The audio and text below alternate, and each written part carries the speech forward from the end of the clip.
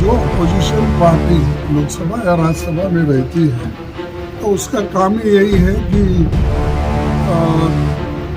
Ruling party के या government के कमियां क्या है गिनने का और उसको दुरुस्त करने के लिए उनसे कहने का। लेकिन मेरे को ताजुब हुआ कि मोदी साहब जब राज्यसभा में अपने अध्यक्ष से जो अपना रिप्लाई दे रहे थे, इस वक्त उन्होंने यही कहा था कि मैं अकेला ही भारी हूँ अपोजिशन, सारे अपोजिशन। फिर अपोजिशन आए कहाँ से उनके पास? सारे अपोजिशन को अकेले ही भारी है। तो मैं एक ही काफ़ी हूँ, तो फिर क्यों 30 लोग पार्टियों को जमा रहे हैं?